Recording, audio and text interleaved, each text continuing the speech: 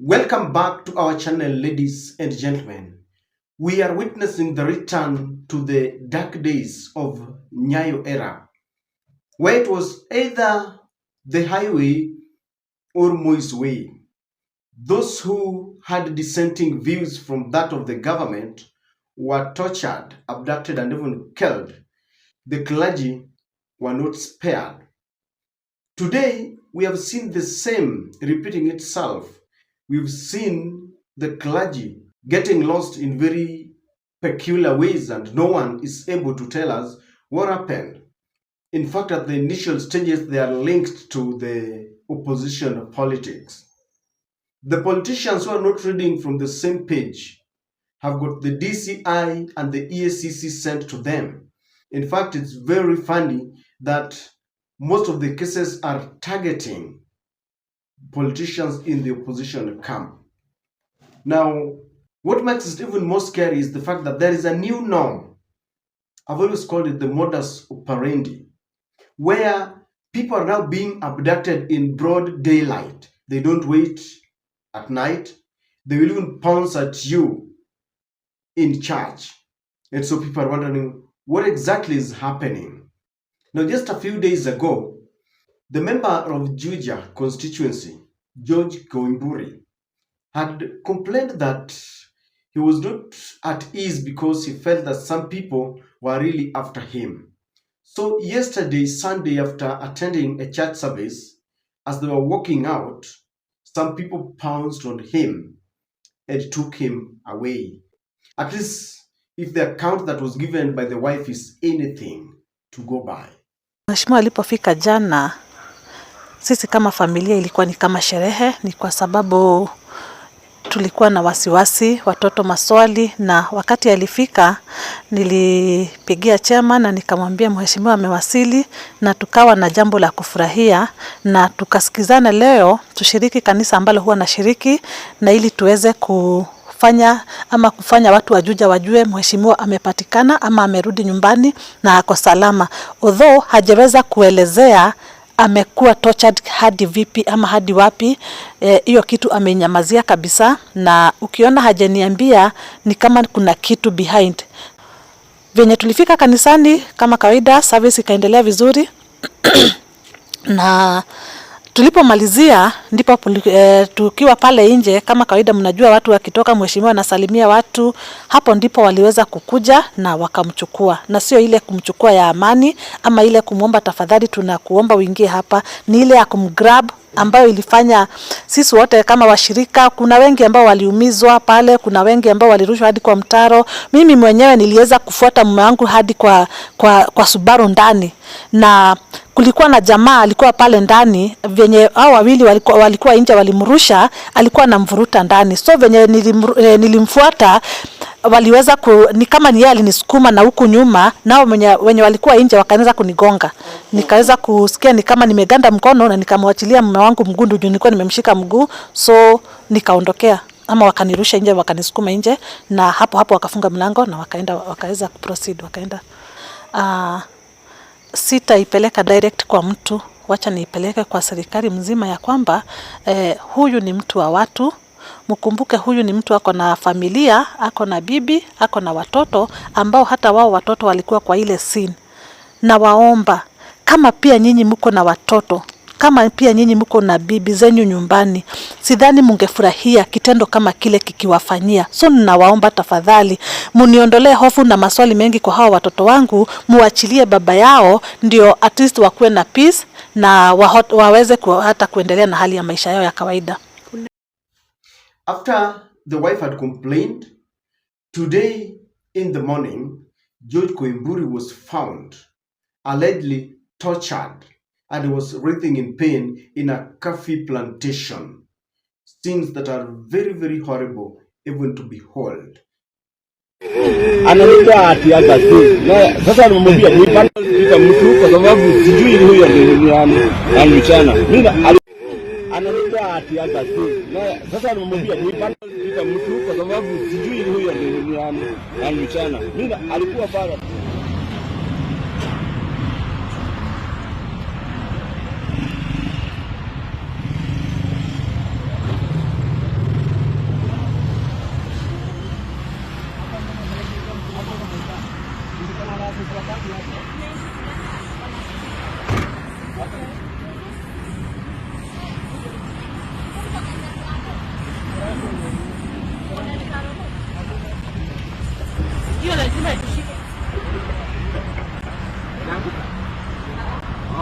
Now, what makes it funny is the fact that the DCI has distanced itself from this case and they have denied involvement.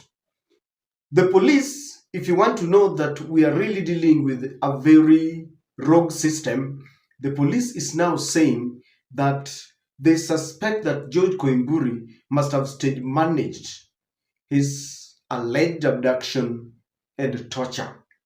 Surely, can someone do that? Can you organize so that you are abducted in broad daylight, then you are tortured? Because when you look at the scene, you could easily judge that the member of parliament was writhing in pain and he was saying that in the hands of the abductors, he was actually beaten and tortured. In light of what has happened, we are now being informed that the opposition has called for a crisis meeting that will take place tomorrow. They want to deliberate on the recent harassment of opposition leaders. And they're saying that this meeting will involve all the opposition leaders and they will give a way forward. I think this meeting should have happened as early as yesterday because there is this new norm where they are now being targeted. The other day, it was Gachagua telling us that DCI Subarus had been sent to his home, then Natembeya. In fact, we are told the police was saying that they have been looking for George Koimburi. And they're saying that there is a land case that is on him that they are trying to pursue. So they tried looking for him, but his phone had been off. And they're saying that yesterday, they also got news that some people apprehended or abducted him. But then they are saying that one of the things that they want to understand is how did the people who found him in a coffee plantation knew that he was there since his phone had been off? Of course, valid question there. But then how can someone abduct himself and torture himself? It doesn't make sense at all.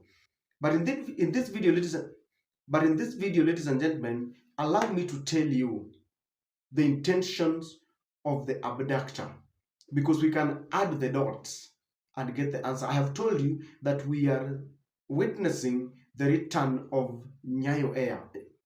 We are witnessing the return to Nyayo era, where the state wants to use the instruments of power that we have given them as Kenyans in accordance with the constitution to silence Kenyans themselves. Before that, allow me to request you to subscribe to our channel if you're watching for the first time. Click the notification bell. Kindly like and share our videos. Thank you for your support to this channel. Ladies and gentlemen, I must say that the method that the system is using is outdated.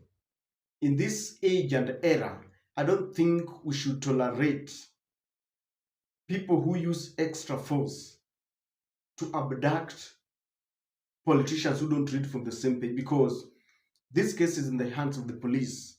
But if you judge it in the court of public opinions, they would easily tell you that they feel very strongly that the government is trying to use the power that they have to intimidate those who are following Rigathi Gachagua. We're saying this because when William Ruto fell out with his boss, his former boss, Uhuru Kenyatta, he used to complain that Uhuru was charging the DCI, the police, and the powers to intimidate the MPs who are supporting him. He promised that he would not use the justice system against those who don't agree with him. But now it seems that that is the same thing he's doing. So we really need to compete on policies. William Ruto must decide to concentrate on what he promised Kenyans. Kenyans will judge for themselves. He has always said that before. Let him not concentrate on trying to intimidate the opposition. Kenyans will decide whether they should give him a second term. Now, basically, we are being taken to the one-party state where you cannot go against the UDA. You cannot question the president. You cannot call him names. You do that if you've been marked as a person who is very vocal, then they deal with you. Now, they really want to intimidate the opposition. I'm sure they want to intimidate and create fear. I'm sure most of the MPs and senators who are supporting Rigathi Gachagua will have problems with their families. Hapo ni pale bibi yako anakuambia, hey, baba nani, hapana, uko na watoto na uko na familia. Saa hii ukiundwa vizuri ukufe, sisi tutaenda wapi? Unataka tubaki na nani?